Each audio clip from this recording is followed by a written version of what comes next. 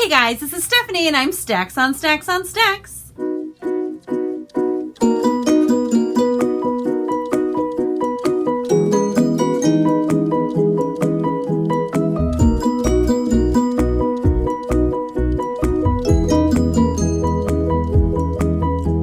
Today I'm coming to you guys with my stats video, which is like one of my most favorite videos every year. Basically, I get to look back on all the stuff that I read and kind of see how things line up. So I am very excited this year because this year I have charts and graphs and I am excited about this. I made them myself. I am very untech. I don't work with any tech really for work, so I don't usually understand how to do things, but this year I figured it out. I have been keeping a database of all the books I read. So I read my book and I do my review, which I know I didn't do for the second half of last year, I know. And then I list them through my database and I write all of my stats down so that I can like have my stats, and it makes me pretty happy. Okay. So I'm going to quote some of the stats that they give me off of Goodreads. However, I will be honest, my numbers differed from theirs. Sometimes they will count a book twice, especially I learned if I changed the cover. So I wanted it to be on Goodreads, like actually counting the pages for the edition that I had of the book. So I would go in and I would start the read and then I would change the edition and then it would count it as two books being read. So I had to go clean those out first because they thought I read more books than I did. And then sometimes it would automatically say that I was reading an audiobook, in which it gives me 0 pages. And I do audiobooks, as you will see with my stats. But I count those as reading as well. I mean, reading is reading. So audiobooks is reading. You may not have the physical book in your hand. And sometimes it's because my library doesn't have the physical book. So I'll just get on audio, or sometimes I do not want to read that book for whatever reason. It's slow or I'm struggling, so I will just listen to it instead. And then there are times that I'll read the physical book. Who knows? I'm unpredictable. So some are Goodreads stats and some are from my database. So these are my 2020 stats, starting with how many books I read. I read 114 books last year. My goal was like 100. That's generally just my goal for every year. And I was glad that I made my goal and surpassed it. My like stretch goal was like 130 and I didn't make that, but that's okay because I never wrote it down anywhere, so it's not real. I had 24 rereads last year, and as I've discussed in a couple of videos already, I had a really hard time reading anything that was remotely serious, heavy, deep, whatever you want to call it last year. Basically was doing rereads, which 24 rereads is a lot for me. I'll reread a handful of books, but 24 is a lot. But I reread a bunch of books because I just wanted something predictable, something I knew how it was going to end. And then I read a ton of contemporary and romance too, which is very unlike me. But those are predictable and you know how they're going to end. You know when you open that book, there will be a happy ending. There won't be a cliffhanger. She's going to end up with the dude. Like, you know, these things are going to happen when you start the book. So you get to the end of the book and you're like, oh, now the journeys might differ some, but I needed predictable. So that's what I read. Predictable. My total pages read was 38,468 pages, meaning that the average book length was 337 pages. Now that's all I have for my page counts. I didn't go the extra mile of like how many pages did I read a month or a day or anything like that. Just drew the line right there. The shortest book I read was Tea Dragon Society, which I will show here, which I think was 72 pages. It was a graphic novel for my graphic novel book club, and I enjoyed this one. It was cute. I mean, I don't know any other words to talk about this. I don't know if you guys have read it. If you're looking for a cute graphic novel, this is cute. It actually had a couple like semi-serious points to it, but the little dragons were so cute. I didn't care. You could have talked about anything. I would have been like, I don't care.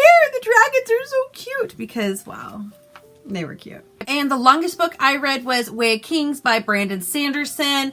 My other copy is elsewhere. I don't know where. But this one is 1,007 pages. This is actually only half the copy. The British editions, instead of doing like a a double one where you're going to have to break the spine. They actually printed it into 2 editions. My average rating was 3.96, which is pretty good. I mean, that's pretty close to a 4, and that's a pretty good reading year if I say so myself. And I would say I enjoyed the vast majority of what I read. My best and worst videos will be coming, and my best, I did have a hard time narrowing it down. I have a lot of honorable mentions on that list, but I don't have a lot of worsts. It'll be a brief video. So the most popular book I read last year was The Help by Catherine Stalk. And by popular, I think it means they have the most number of reviews on it on Goodreads, but it is an excellent book. It was a reread for me. I've read it before. I liked it the first time, and then I liked it the second time because it's just a very good book. If you like historical fiction, this bad boy, oh, it's so good. It's so good. The least popular book, so the least amount of reviews left, would be Enneagram 8. I was just learning about Enneagram stuff last year. I'll probably read a couple of books about Enneagram this year as well. I don't think this is a very well read book. In addition to which, it's kind of like a daily devotional book, which I didn't really know when I got it. So yeah. The highest rated books, the book with the best rating, Way of Kings by Brandon Sanderson. Not a surprise there. It was a really good book that unfortunately I didn't really talk about on my channel because I read it during the second half of the year, and I didn't really do a lot of reviews the second half of the year because I was busy with myself. I had a lot of health things over the last few years, and I figured a lot of them out over the last 6 months and been doing things, eating better and working out regularly, and those things take time. So reviews weren't happening, but I was reading, and I did read this, and I did love this, even though it took me some time to get through it. It was a little heavy for me for 2020, so we'll talk about it another time. And the number of books that I read that I owned was 63, and that was surprising. I felt like I read way more library books, but apparently not. And the number of books I read out of my little bowl here, which when I get new books and I put them on my TBR shelf, all my TBR books are in here. So off of my TBR, I read 21 books, which is pretty good, saying I have severe book ADD. And one of the problems is the Goodreads releases those lists in the fall, and then I all of a sudden see all of these books and I'm like, oh my goodness, I want to read all of these books too.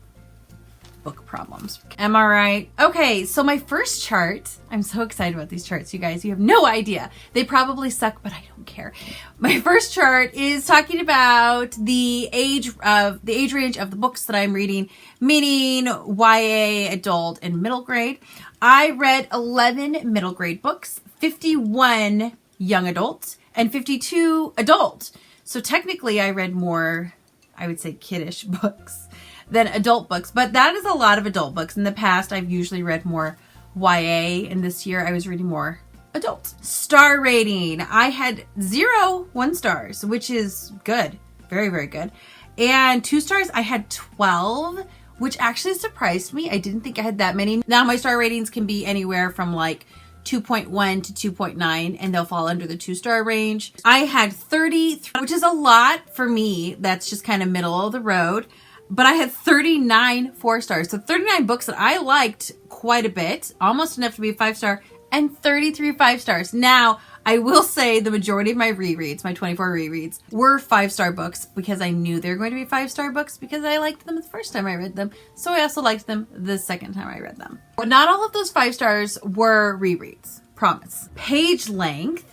I like this chart too. I even picked different colors for all of them. I know, right? I had 1 book that was between 0 and 100 pages. I had 14 between 100 and 200, 23 between 2 and 300, 53 between 300 and 400, so the most there. 13 between 400 and 500, 7 between 500 and 600, 1 between 7 and 800, 1 between 8 and 9, 1 between 900 and 1,000, and then 1 over 1,000. That would be Way of Kings. And I had 51 books that I got from the library and 63 books that were off of my shelf.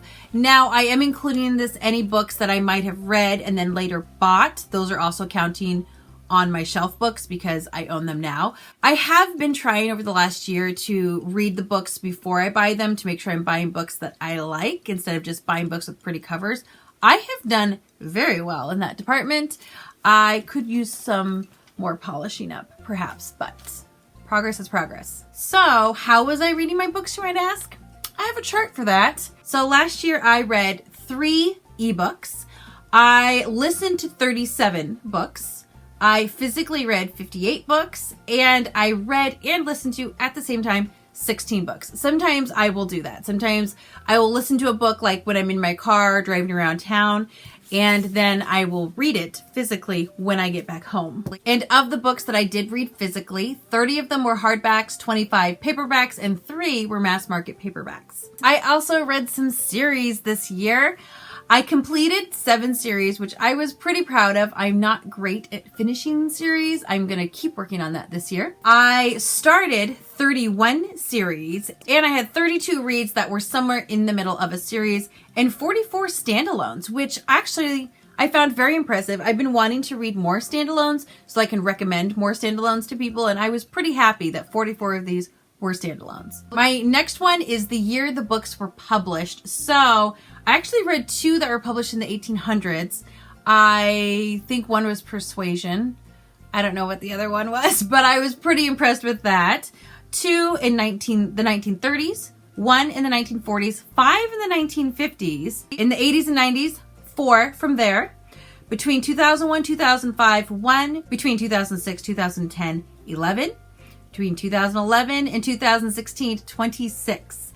I read 9 books that were published in 2017, 12 from 2018, 20 from 2019, and 21 from 2020. So I read the most books from the 5-year span of 2011 to 2016. But really, I read 21 books that were published last year. I had no idea I read so many new books. And I think some of it is, like I said, those Goodreads lists came out and I was like, oh, these all sound so great. And I just read them. I did that. And for my last 2 charts, the first one is just a little chart to show you, I wouldn't really call these genres, but like how you would categorize certain books. 5 mysteries, 9 classics, 37 romance, I can't even, and 13 graphic novels. These are like, I don't know, subcategories, because a book can easily be like a fiction and be romance, or a fiction and classic, or anything like that. So I kind of call these, I guess, subcategories. I don't know what else to call them. I'm always interested in these stats for myself, like how many books are these? In addition to which, I do think a book can be a mystery, a romance, and a classic, like Rebecca. So I always find interesting these subcategories, and I do like the fact that you can overlap in these. And one of my favorite charts is going to be looking at the genres of books that I did read last year. Now, what I have written down is not the same order as my chart, so you can jump around and look at what you want to look at. I actually read 3 thrillers or horrors, whichever you want to call them, last year, which I'm impressed with, because I don't read thrillers and I don't read horror, but apparently I read 3 of them. Very proud of myself. I read 7 nonfiction, which is about par for the course. I usually read a handful of nonfiction. Sometimes I just want to learn something, I want to know something, or it's a memoir. Who knows? Who knows why I do what I do?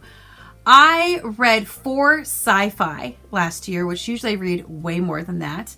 I read 12 historical fiction, which again, I usually read way more than that. I read 28 just general fiction books.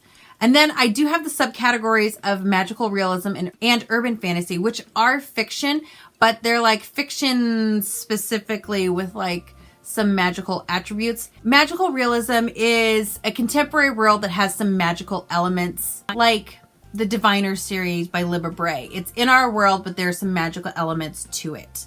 Or a superhero book or something like that. Whereas urban fantasy is something more in like a bigger city. I would say something with like, you know, vampires and werewolves, something like Discovery of Witches. I read 11 magical realism and 12 urban fantasies. The last category, the one I haven't talked about yet, the gaping one, the biggest one, would be contemporary, which I read 37 contemporary books last year, which is off the Chizarts. Normally I read like 2 in a year, if that. I don't read a lot of contemporary. I am a fiction girl, but not this year. I will have a video coming out where I'm going to talk about the contemporary books I read and the romance books and my thoughts on those, just because this was such a different year for me for reading. But I like the fact I kept all my stats, and now I can look at it and be like, this was different. This was original. And I don't know if it's something that'll be happening regularly, but I will say I am more comfortable with contemporary and romance books, which I would have to say I wasn't really all that comfortable with them prior, but now I am. See, 2020 did something right. But that is it. Those are all of my stats and my numbers. I think I got all the stats that I wanted. I don't think I forgot any.